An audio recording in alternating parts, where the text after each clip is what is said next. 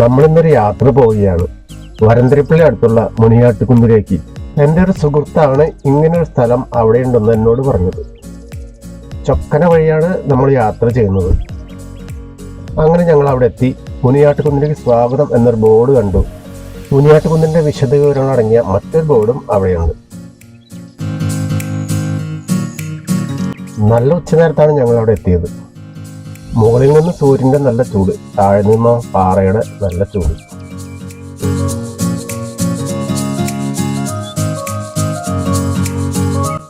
മല കയറാൻ ആഗ്രഹിക്കുന്നവർ എന്തായാലും ഒരു കുപ്പി വെള്ളം കരുതിയിരിക്കണം. കാരണം മുകളിൽ ഒരു കട പോലും ഇല്ല. ദുഃഖ വെള്ളിയാഴ്ചകളിൽ ഈ പ്രദേശത്തിലെ ക്രൈസ്തവര് പരിഹാര പ്രദക്ഷിണം നടത്തുന്നത് ഈ മലയുടെ മുകളിലേക്കാണെന്നാണ് എനിക്ക് തോന്നുന്നത്. പോകുന്ന വഴിക്ക് 14 സ്ഥലങ്ങൾ രേഖപ്പെടുത്തിയിട്ടുണ്ട്.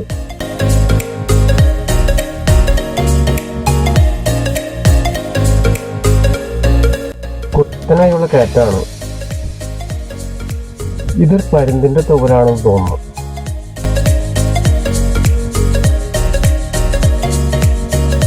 വീണ്ടും കയറ്റം തുടരുകയാണ്. കുറച്ച് തണലൊക്കെ ഉണ്ട്.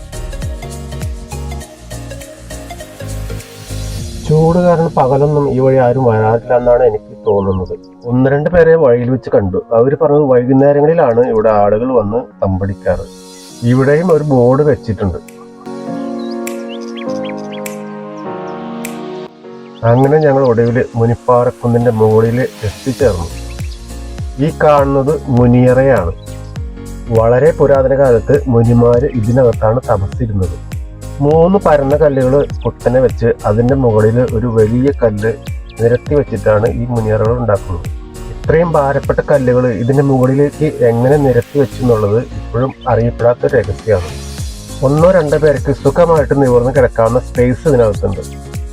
ഈ കല്ലുകൾ കണ്ടാൽ അറിയാം, നല്ല ഭാരമുള്ള കല്ലുകളാണ്. ഇവിടെ നിന്ന് പുറത്തേക്ക് നോക്കുന്ന കാഴ്ച അതിമനോഹരമാണ്.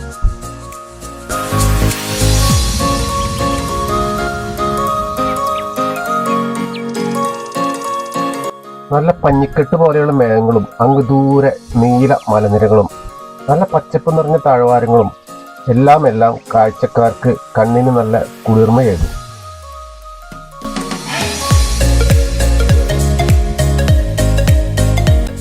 വൈകുന്നേരങ്ങളിൽ ഇവിടെ വന്നിരിക്കാൻ നല്ല രസമായിരിക്കും. പക്ഷെ ഉച്ച നേരത്ത് ഒരു രക്ഷയുമില്ല. ചൂട് അതിനപ്പുറമാണ്. മുനിയറകൾ ഉള്ളത് കൊണ്ടായിരിക്കണം ഇതിന് മുനിപ്പാറക്കുന്ന് എന്ന് പേര് വരാൻ കാരണം.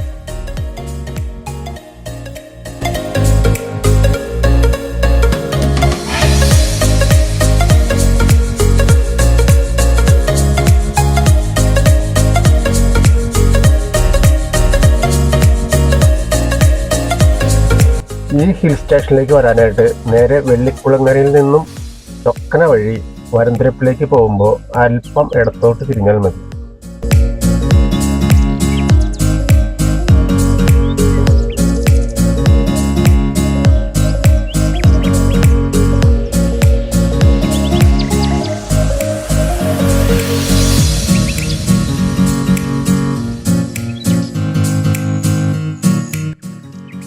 ഇനി ഞങ്ങൾ അവിടുന്ന് കുറച്ചും കൂടി മുകളിലേക്ക് കയറുകയാണ്.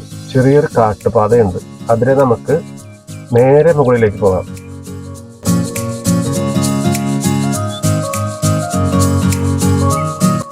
ഇവിടെയൊക്കെ NSS ഒരുപാട് വൃക്ഷത്തൈകൾ നട്ടുപിടിപ്പിച്ചിട്ടുണ്ട്. അതിൻ്റെയൊക്കെ ബോർഡുകൾ ഇടയ്ക്കിടെ കാണാൻ പറ്റും.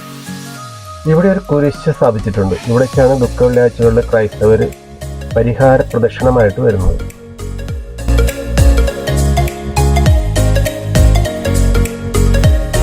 അത് കഴിഞ്ഞ് വീണ്ടും ഒറ്റയടി പാതയിലൂടെ നേരെ മുകളിലേക്ക്.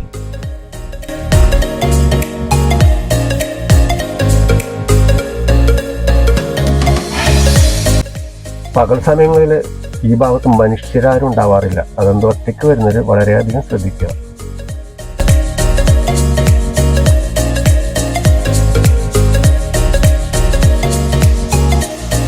നേരെ മുകളിൽ കാണുന്നത് ശ്രീനാരായണ ഗുരുവിന്റെ പേരിലുള്ള ഒരു അമ്പലമാണ്. ഇതാണ് മുനിപ്പാറക്കുന്നിന്റെ ഏറ്റവും ടോപ്പ്. ഇവിടെ മനുഷ്യരാരെയും കണ്ടില്ല.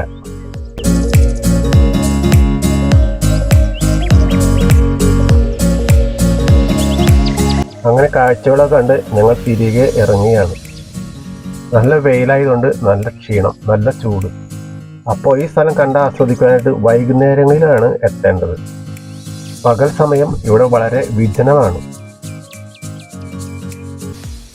അപ്പം മറ്റൊരു യാത്രാവിശേഷങ്ങളുമായിട്ട് അടുത്ത വീഡിയോയിൽ. എൻ്റെ ഈ ചാനൽ സബ്സ്ക്രൈബ് ചെയ്യാത്തവർ എത്രയും വേണ്ടുന്ന സബ്സ്ക്രൈബ് ചെയ്യുക, ലൈക്ക് ചെയ്യുക, ഷെയർ ചെയ്യുക.